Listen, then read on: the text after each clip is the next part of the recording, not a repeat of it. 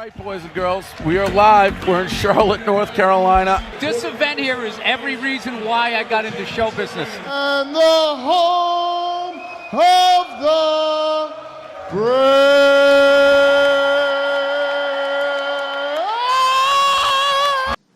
When you know what I did this weekend? I went to Charlotte, North Carolina. All right, and I went to the third installment of the Barstool Rough and Rowdy Tough Man competition. And I'll tell you right now, I don't think I've had that much fun at any fucking show business gig since I can remember.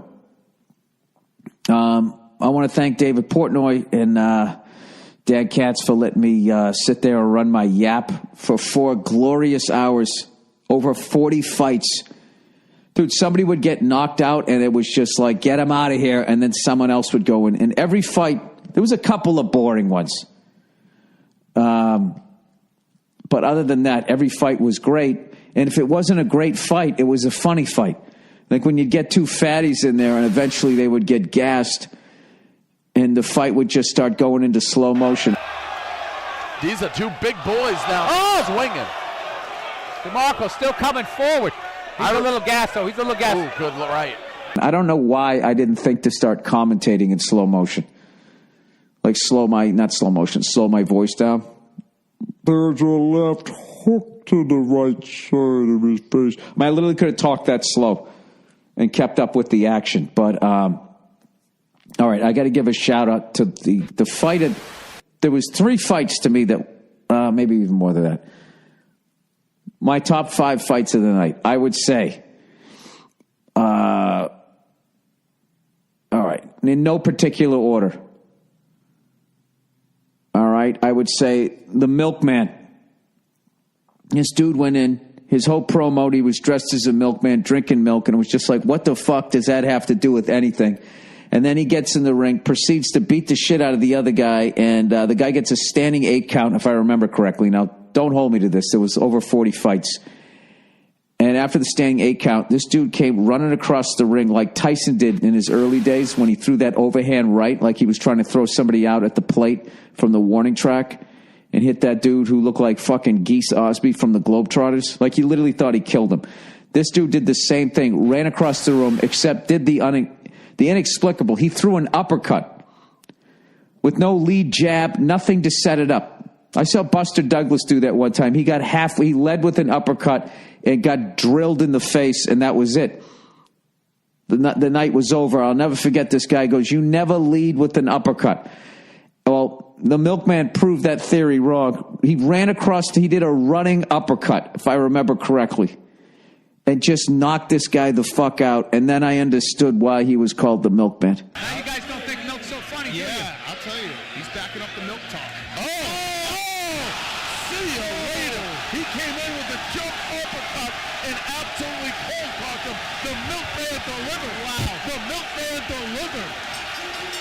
Holy moly, what a knockout. I've never seen somebody lead with an uppercut from the other side of the ring, and he landed it.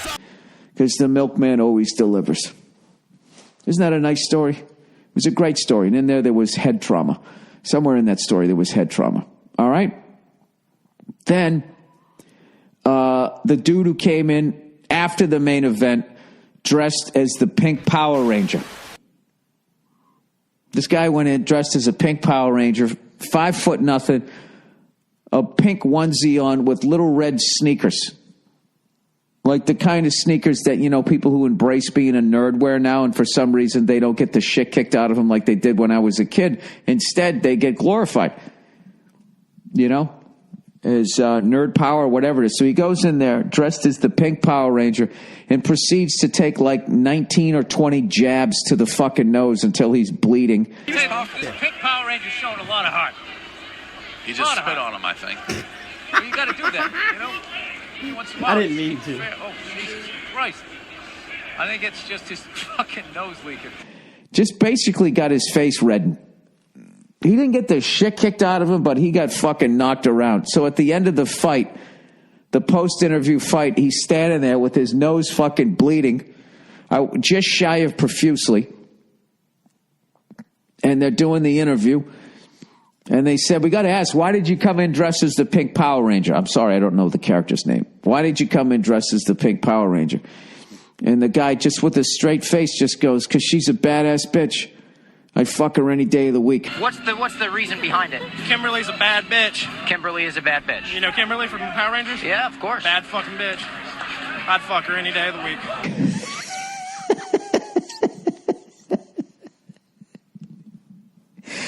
I don't know if the kid understood how funny, if he understood how funny what he just said was, the way he delivered it, I would say that that's the next great comedic mind in Hollywood.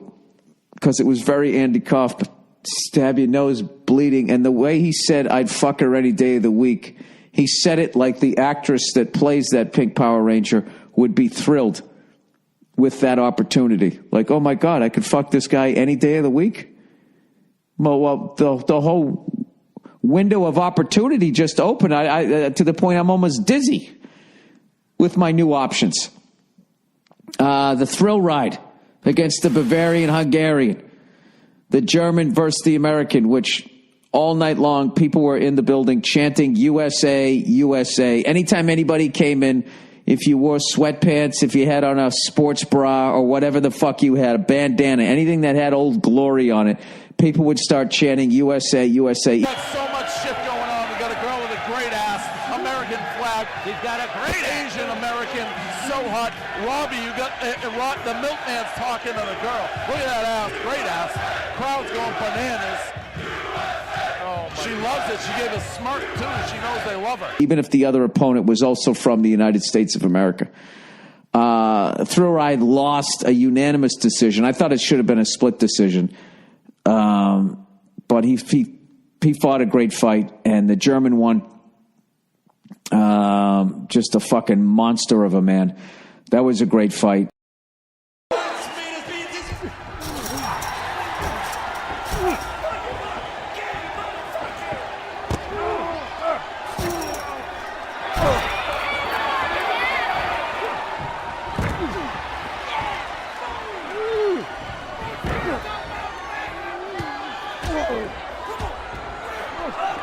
Says you wanna talk and maybe kick a little conversation, baby. Now that I'm on top, she wants to get together and sip a couple of Coronas. Let's get to stepping, girl. I know you really wanna, cuz back before shit got to popping off, I never seen you much, and now I'm rocking the mic. You tell me keep in touch, or a fox like Vivica. Could've had a kid with you, but that time's gone. It's done, and now I'm rid of ya. I know she only wants me since we're popping off. She had the chance at the bottom, and now I'm on the top. Girl, I'm just chilling.